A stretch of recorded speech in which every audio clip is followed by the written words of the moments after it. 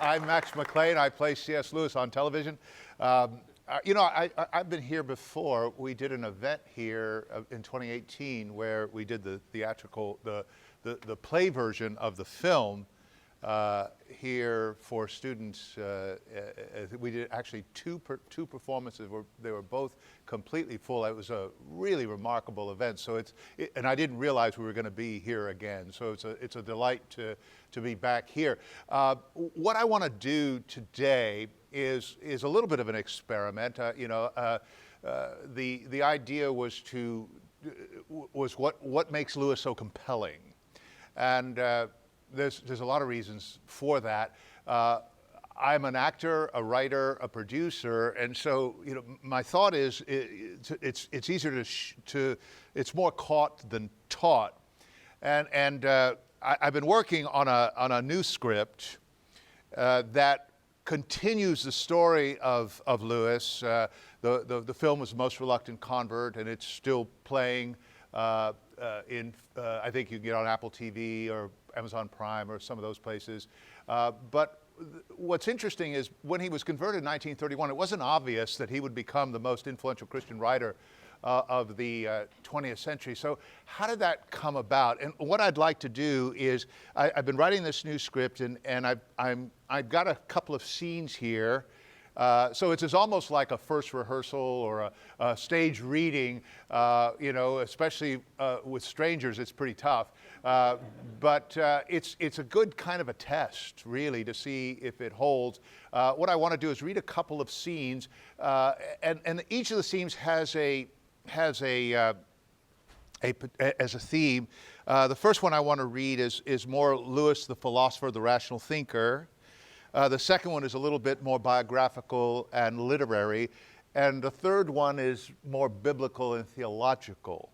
And they represent, there's like in the script that I have so far is about 15, 16 scenes. They're all about 3 or 4 minutes long. So I'll take maybe 10, 15 minutes, maybe introduce them, and then maybe we have time to get your feedback on them. But the first one is taken primarily from a little bit of Mere Christianity, but from an essay called Funeral of a Great Myth, and a couple of other places, kind of stitched together from various Lewis pieces. So I'll just do it and see what happens. And good evening. And I'll probably throw in a little bit of an accent every now and then. Good evening. I want to begin with a question I've been writing about for quite some time. And the question is this. Ever since we humans have been able to think, we've wondered what this universe is and how it came to be. And very roughly, two views have held. There is what is known as the materialist view, and there is what is called the religious view. Now, those who hold the religious view believe that behind the universe is something more like a mind than anything else we know. That is to say, it is conscious, has purposes, prefers one thing to another. On this view, this something made the universe, partly for purposes we do not know, and partly to make creatures like itself with minds that think and make inferences about the universe in which we live. The materialists think it's far simpler to believe that matter and space have always existed and nobody knows why. Matter, governed by physical laws, caused something to hit our sun to produce the planets. And after billions of years, all the right ingredients at the right temperature came together at the right moment to produce that tiny fermentation needed for life. And after billions more years, some of that matter bubbled up into organic life. And after billions more years, some of that organic life developed into creatures, like you and me, with minds that think and make inferences about the universe in which we live. Now, wherever there are thinking people, both views turn up. And do not think that one view was once held and the other has taken its place. And you cannot find which view is correct by science. Science, by that I mean scientists, observe the behavior of things within the universe. They cannot make statements about things beyond the universe. That we must leave to journalists and novelists. Assuming that life came into existence and our reasoning is valid, science attempts to explain how things may have happened, such as how a species that once had wings came to lose them. From this, it makes no metaphysical statement. It offers no explanation to the origins of organic life. It is merely a theory of change, which has become a fact about improvement, one that I believed most of my life, namely that everything is moving onward and upward. Progress is the rule. Nothing seems more natural, more plausible than that chaos should turn to order, reason emerging out of instinct, language and poetry out of erotic howls and grunts, civilization out of savagery, the solar system out of some sidereal soup. Now, this theory commends itself because we do observe in nature small, feeble things turning into large, ordered things, such as when an acorn becomes an oak, an egg becomes a bird, babies develop into fully adult humans, and with machines we've seen small locomotives advance into large, efficient rockets. We think this by fixing our minds on only the second half of a much larger process, like beginning the story near the end of the book. In reality, it is a double process. Before the acorn became an oak, it was dropped by an earlier oak. Every human began as the union of an ovum and a sperm, but the ovum and the sperm came from two fully developed humans. The rocket did not come from something simpler and less organized, but from something complex and more organized, from the mind of a genius. Here lies the difference between the religious and the materialist view. Either the crude beginnings of life on this planet were dropped by a fuller, more perfect life, or it all begins with the idiocy of the universe. This theory asks me to believe a fatal contradiction that runs right through it. Namely, that the minds used to tell it come from a mindless process of physics and biochemistry at one moment in its endless, aimless becoming. Oh, we claim our minds to be reason, perceiving universal intellectual principles, moral laws, possessing free will. But if the materialist view is true, our minds must in reality be merely chance arrangements of atoms in skulls. We never think a thought because it is true, only because blind nature forces us to think it.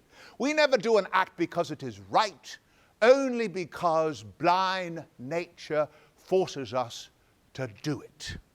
It is when one has faced this preposterous conclusion, one is at last ready to listen to the voice that whispers, "Suppose we are not the offspring of nature. Perhaps there is another world, further up, further in." Scene one.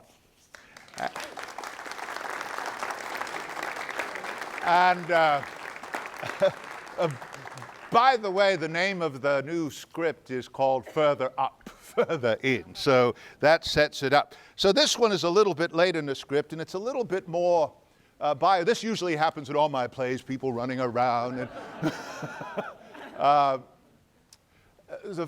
the next one is a little bit more biographical and literary, and it covers a lot of the same ground that Doug just covered in a little bit of a different way. So let's see how this works.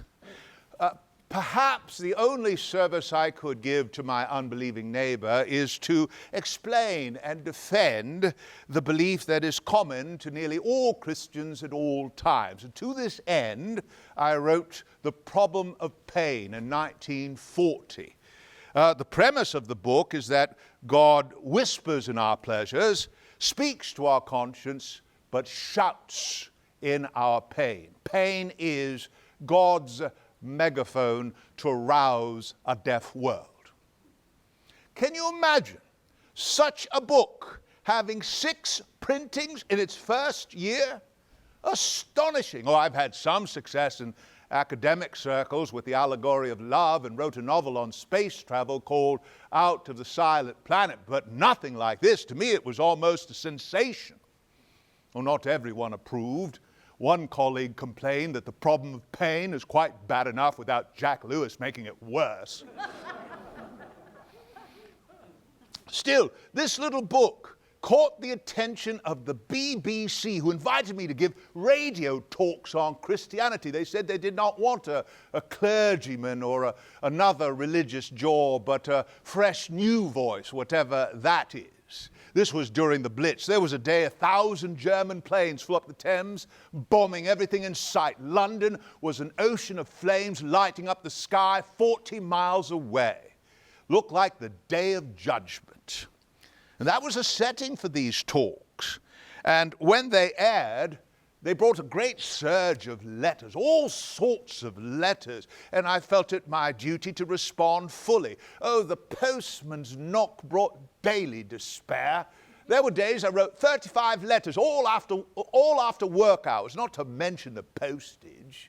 Still, to me it came in the nick of time. I was beginning to be too well settled, too successful, too complacent. The appeal of these talks is that they were spoken, the appeal of these talks, I think, is that they were spoken from a position of belief. A believed idea feels different than an idea that's not believed. I believe there is but one God and that Jesus Christ is his only Son. I believe in prayer, in judgment, in the second coming, in heaven and in hell. When bombs destroy our homes, talk of Armageddon no longer seems fanciful, as in this weak piping time of peace. These broadcast talks were published under the rather uninspiring title, Broadcast Talks. They were widely read, even if the reviews were mixed. One critic called me a pious paradox monger. Alistair Cook dismissed the book as puritanical and its popularity due only to wartime uncertainty. Unfortunately for Alistair, this book will soon be republished under a more suitable title, Mere Christianity. Now, some have said that after Churchill, mine was the most recognized voice in all England. Oh, this is untrue. There were many voices better known than mine. The King, for one, Huxley, Priestley, McCulloch, to name others. There was one voice, very well known. In the summer of 1940, German Chancellor Adolf Hitler gave a speech called My Last Appeal to the British People. It was translated simultaneously on the BBC. I don't know if I'm weaker than most, but it was a revelation that while he spoke, it was impossible not to waver a little. Statements I knew to be false, all but convinced me as he spoke them so unflinchingly. I wish Britain no harm, he said, but if Churchill brushes aside this last appeal, I shall have relieved my conscience and a great empire will be destroyed. As if he has no alternative. Weeks later, he launched the Blitz that did not stop till the following spring. How Britain survived was an act of God. The idea for my Screwtape letters came a few days later, at church of all places, while sitting through an unprofitable sermon. I don't know if the two events are related subconsciously, I suppose. What came into my head was the idea of the thought of an elder devil instructing a younger devil on the art of tempting an unsuspecting human on earth. The letters would show temptation from the devil's point of view. In many ways, these letters reflected my own battles with temptation. To undermine prayer, for example, the devil would use the heads I win, tails you lose argument.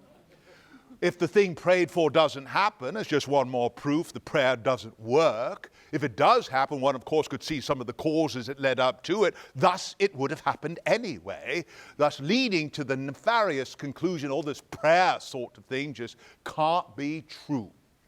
Never wrote anything more easily as it unleashed my natural skepticism. The satiric quality of the book made it an enormous success, introduced me to America. Oh, they speak of the devil all the time over there. Royalties poured in, another temptation. I've always been panicky about money. To overcome this, I instructed the publisher to give most of it away. Then I received the tax bill. No good deed goes unpunished.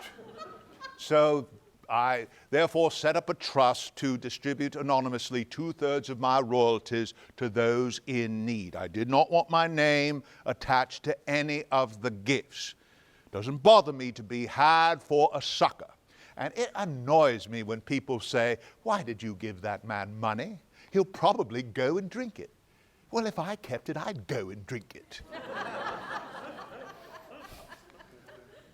One more. This one.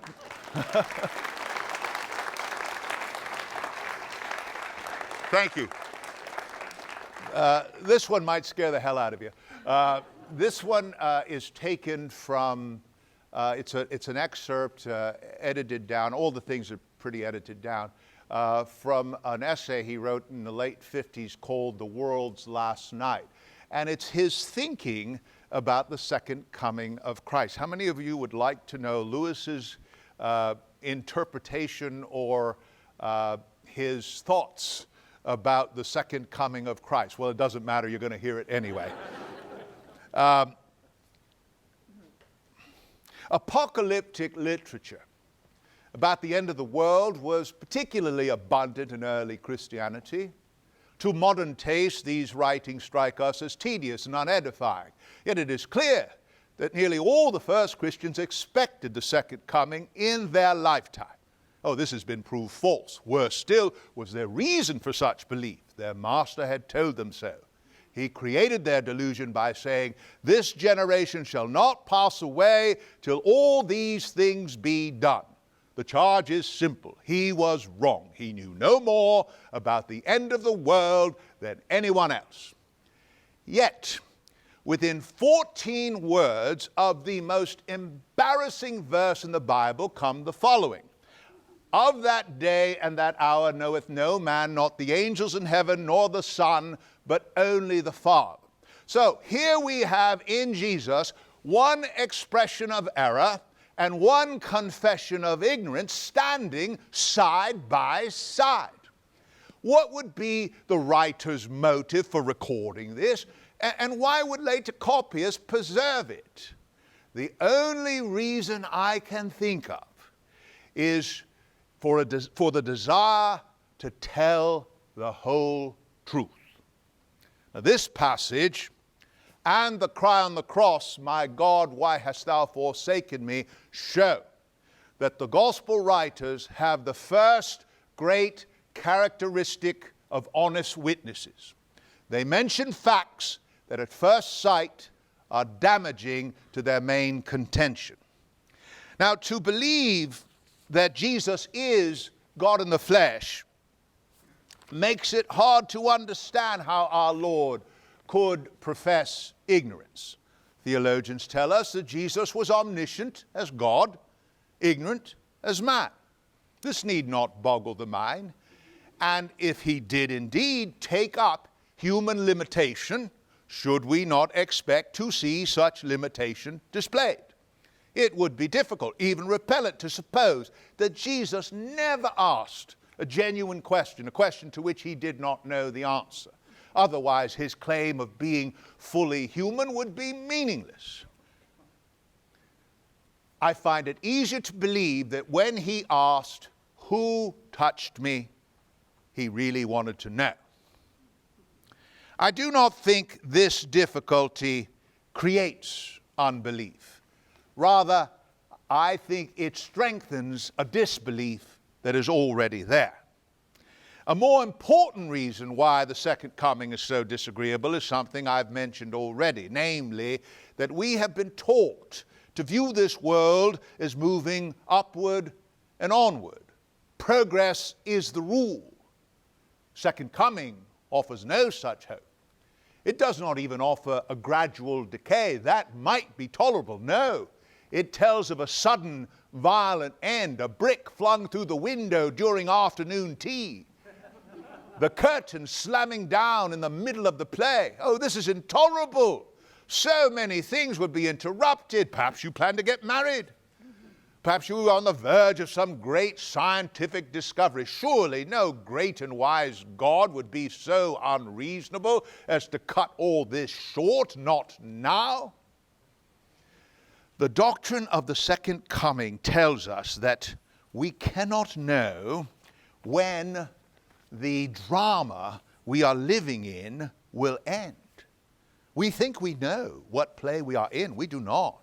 We do not know whether we are in Act 1 or Act 5 or who the major or minor characters are. The author knows. The audience may have an inkling, if there is an audience, heavenly hosts filling the stalls. We cannot see the whole play from the outside. We never meet any characters except the tiny few who are in the same scenes as we. We do not know when the play will end. That it will end, we may be sure. That it has meaning, we may be sure.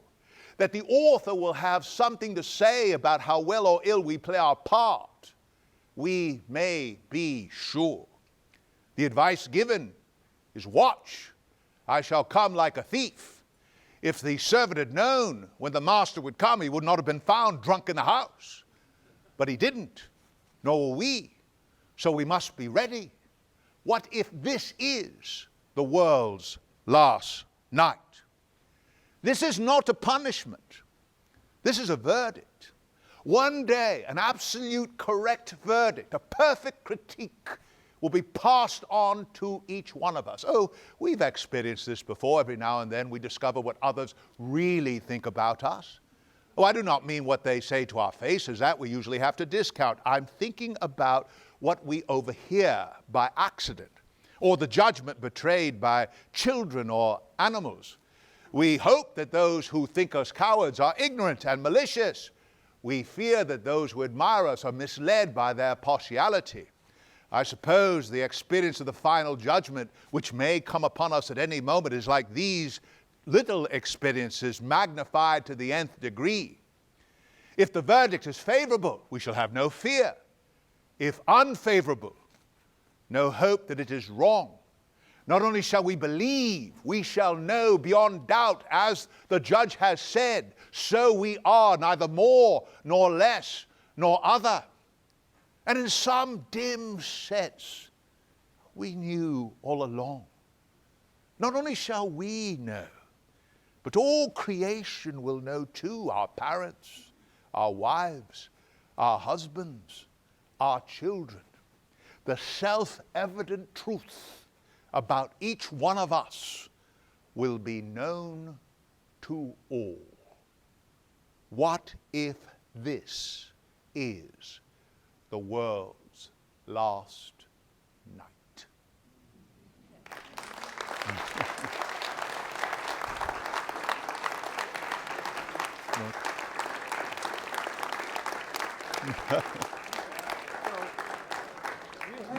We have about another, by my reckoning, about 7 or 8 minutes for Q&A, and I would like to kick it off by asking, how did you, Max, find yourself drawn in to the study of Lewis, and in the most reluctant convert, how many of those words come from Lewis's writings? Okay.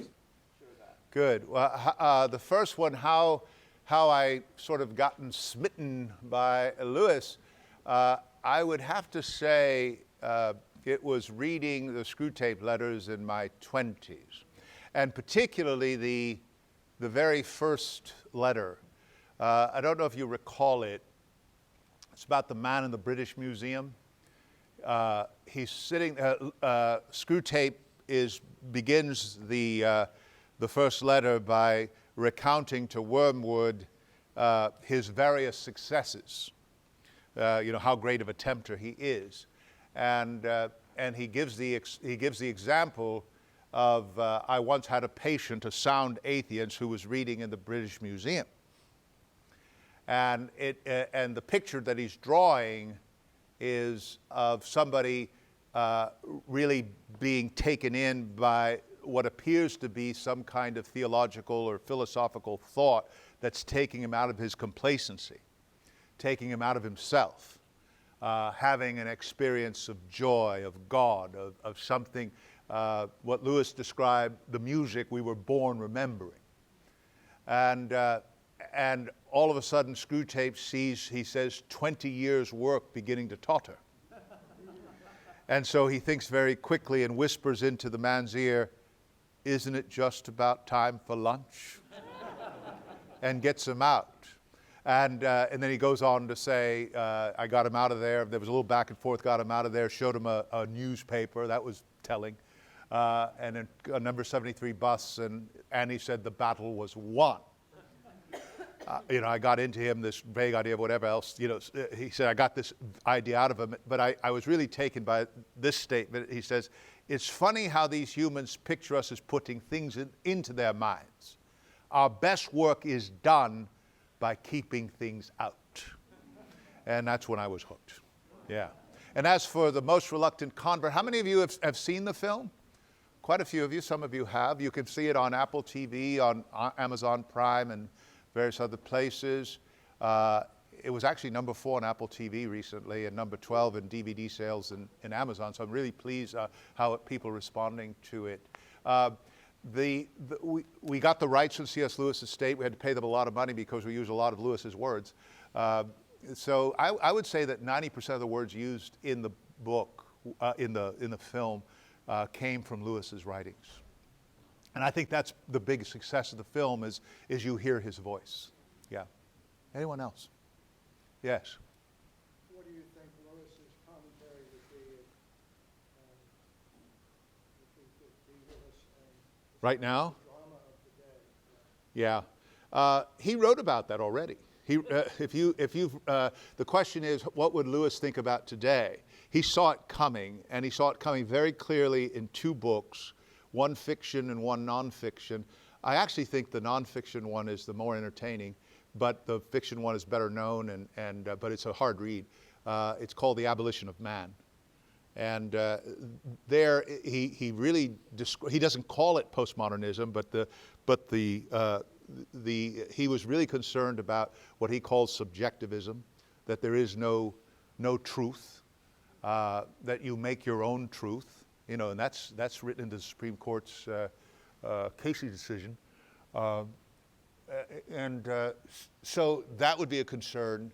And I think he has a really, the words he uses are different than what we do now, but somebody that that really understood current political movements could take that book and just change the language, and it would be applicable to today. Yeah. Yes. My question is, as a fellow Christian, I think one thing that I'm very jealous You're very jealous? for C.S. Lewis is that it seems very clear that he had clear dream and vision for heaven.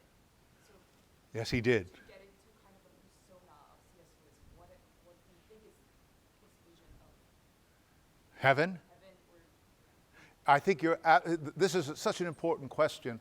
He writes something. It's safe to tell the pure in heart that they shall see God, because only the pure in heart want to. Yeah. Oh, yes. She talked about this, the vision of heaven. That she said what she's jealous about was that what drove Lewis was he had a clear vision of heaven, and he writes about that in almost all his work. He calls it joy, which is the scent of a flower we have not found, the echo of a tune we've not heard, news from a country we've not yet visited. And I mentioned earlier, it's the music we were born remembering. What an amazing line. That's what he discovered. And he says the biggest concern we have is that we need the strongest spell we can find to wake us from the evil enchantment of worldliness that has been laid upon us, that almost all our education has been designed to silencing this shy, persistent inner voice, and to convince us that the good of humanity is to be found here and now. And of course, he's saying if that might be true. Perhaps all the good that can be found resides in the here and now, but then each generation would lose it by death, including the last generation of all, and the whole story will be nothing, not even a story forever and ever. That all of life will be an accidental flicker in an ocean of dead time which precede it and follow it. I mean, he has such vivid pictures. What I think he does, he draws a real contrast to what the vision of heaven is, and if you follow the vision of earth, where that leads, it leads only to death.